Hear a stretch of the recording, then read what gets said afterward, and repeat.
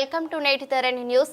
Pithapuram Uppada railway gate వద్ద పశువుల కొవ్వుతో తయారు చేసిన నెయ్యిను స్టోరేజ్ చేసి నెయ్యిని అమ్మడం జరుగుతోందని తెలుసుకుని స్థావరంపై అధికారులు తనిఖీలు చేశారు. కల్తీ నెయ్యిని స్వాధీనం చేసుకుని స్థావరాన్ని సీజ్ చేసిన శానిటేషన్ ఇన్స్పెక్టర్ మరియు టౌన్ ఎస్ఐ కార్తీక మాసం సందర్భంగా ఇలాంటి ఆవు కొవ్వుతో కలిపిన నెయ్యిను హిందుత్వాన్ని కలుషితం చేస్తున్న వారిపై స్థానికులు వాపోతున్నారు. ఇంత జరుగుతున్న అధికారులు మామూలు మత్తులో మునిగిపోయారని ఆవేదన వ్యక్తం చేశారు. విశ్వ హైందవ పరిషత్ రాష్ట్ర అధ్యక్షులు వెంకటేశ్వరరావు మాట్లాడుతూ పవన్ కళ్యాణ్ హిందుత్వం కోసం గోరక్షణ కోసం పోరాడుతుంటే ఆయన నియోజకవర్గంలోని జంతువులు వ్యర్థాలతో తయారు చేసిన ఆవు నెయ్యిని అమ్మడం ఎంతవరకు న్యాయమని అన్నారు. కార్తీక మాసం దీపాలతో వినియోగించేని అది ఎటువంటిదో తెలియక ప్రజలు ఆందోళన చెందుతున్నారని, ఇటువంటి సమయంలో ఇలా కల్తీ నెయ్యి హిందువుల మనోభావాలు దెబ్బతింటున్నాయని, దీనిపై అధికారులు తగు చర్యలు తీసుకోవాలని అన్నారు. శానిటేషన్ ఇన్స్పెక్టర్ మాట్లాడుతూ ముమ్మడి శెట్టి వారి ఇంట్లో కల్తీ నెయ్యిని నిన్న సీజ్ చేయడం జరిగిందని, మరలా ఈరోజు మున్సిపల్ కమిషనర్ ఆదేశాల మేరకు పోలీసు వారి సహకారంతో సీజ్ చేసిన కల్తీ నెయ్యి స్థావరాన్ని కల్తీ నెయ్యిని ల్యాబ్ కు పంపించడం జరిగిందని, మిగిలిన వ్యర్థాలను డంపింగ్ యార్డ్ కు తరలించడం జరిగిందని అన్నారు. అనంతరం పట్న ఎస్ఐ మాట్లాడుతూ పశు వ్యర్థాలతో తయారు చేసిన కల్తీ నెయ్యిని ల్యాబ్ కు పంపించడం జరిగిందని విచారణ జరుగుతుందన్నారు.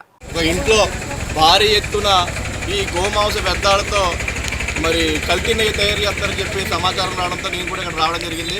అనుకున్నట్లే ఆ ఇంట్లో భారీ ఎత్తున మీరు చూస్తున్నటువంటి కల్తీ గో వ్యర్థాలతో తయారు చేయబడుతుంది. ఎంత దారుణంగా అంటే వెనకాల కూడా పెద్ద కాలేజ్ ఉంది, వేల మంది విద్యార్థులు ఉన్నారు, వాళ్ళందరూ కూడా రోగాల బారిన కూడా పడతారని గుర్తించకుండా భారీ ఎత్తున ఈ దందా జరుగుతుంది. ఇదంతా కూడా అధికారుల సమక్షంలోనే జరుగుతుందండి.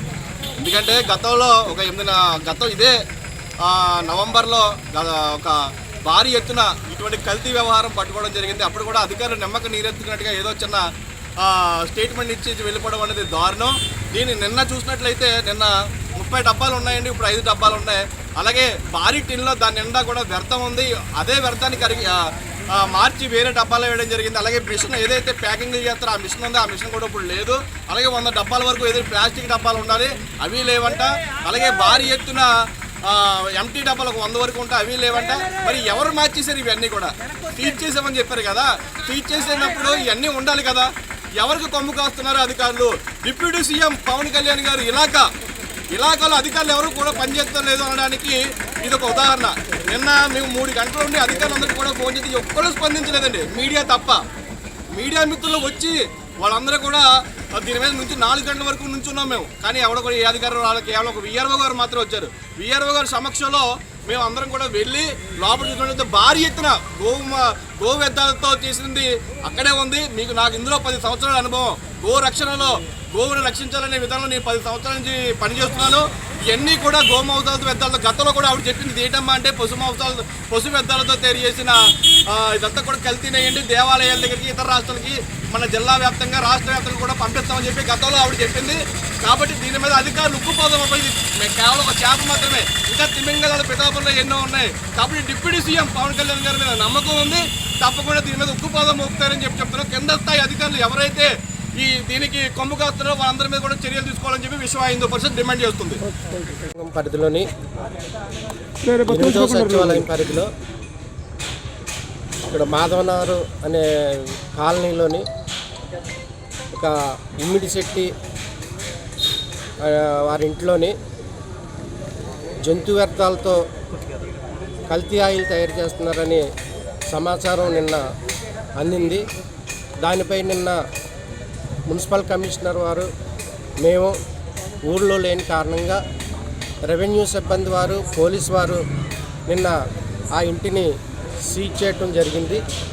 ఈరోజు వారి సమక్షంలో నిన్న ఎవరైతే సీజ్ చేశారో వారి సమక్షంలో పోలీసు వారి సమక్షంలో మా మున్సిపల్ కమిషనర్ వారి ఆదేశాల ప్రకారంగా నేను శానిటరీ ఇన్స్పెక్టర్గా పోలీసు వారి సహకారంతో ఆ యొక్క ఇంటిని సీజ్ చేసిన ఇంటిని తొలగించి ఆ గదిలో ఉన్నటువంటి పశు వ్యర్థాలని ఆయిల్ని సీజ్ చేసి కొద్దిగా శాంపిల్ తీసుకుని మిగిలిన వ్యర్థాలను మా మున్సిపల్ డంపింగ్ సైట్కి తరలించి అక్కడ పోడ్చడమైనది. దీనిపై ఎవరైతే ఈ చర్యలు చేస్తున్నారో వారి మీద మేము పోలీసు వారికి సమాచారం ఇచ్చి వారి మీద చర్యలు తీసే విధంగా మేము చేస్తామని తెలియచేయట్లేదు అన్నది మేము ఇంకా శాంపిల్కి ఆరోపణ వచ్చిందండి, శాంపిల్కి తీసుకున్నాం, అది పంపిస్తాం. అది ఏంటన్నది మరి మాకు దాని మీద పూర్తిగా మాకు సమాచారం లేదు. అది కల్తీ నెయ్యితో వేస్తున్నారనేది మనకు సమాచారం ఉన్నది. దాని మీద మేము ఇప్పుడు వాటిని సీజ్ చేయడం జరిగింది. గతంలో కూడా ఇదే ప్రాంతంలో జరిగింది సార్, అలాగా ఇప్పుడు కూడా ఇదే ప్రాంతం జరిగింది. దీని ఏ విధంగా చూడొచ్చు? ఇదంతా మా ఉన్నతాధికారుల దగ్గర అడగాలి సార్. అది నేను శానిటరీ ఇన్స్పెక్టర్గా ఈరోజు నాకు అప్పగించిన విధులు నేను నిర్వర్తించడం జరిగింది. సరే, కల్తీ నెయ్యి అనేది శానిటరీ ఇన్స్పెక్టర్ విభాగమే కదా, ఫుడ్ ఇన్స్పెక్టర్ ప్లేస్లో మీరే రావాలి. ఫుడ్ ఇన్స్పెక్టర్ కాదు సార్, ఫుడ్ ఇన్స్పెక్టర్ ప్లేస్లో మీరే రావాలండి. పబ్లిక్ హెల్త్ అనేది పబ్లిక్ హెల్త్ కూడా మీరే అంటే కదా ఉంటుంది. మేము అది నమూనాలు పంపించాం, దాని మీద ఏం వస్తుంది అన్నది దాని మీద ఏ అయితే సెక్షన్లు వస్తాయో చట్ట ప్రకారంగా దాని మీద కేసు నమోదు చేస్తాం. తర్వాత వారు ఇచ్చినటువంటి ఏదైతే శాంపిల్స్ ఉన్నాయో ఆ శాంపిల్స్ని ల్యాబ్కి పంపించిన తర్వాత అది క్యాంపులు వచ్చిన రిపోర్ట్ ఆధారంగా ఫర్దర్గా దాని మీద యాక్షన్ తీసుకోవడం జరిగింది తెలియజేస్తాం. ఇచ్చిన తర్వాత వాళ్ళు టెస్ట్ చేసి పంపించేస్తారు, తొందరలోనే ఇస్తారు.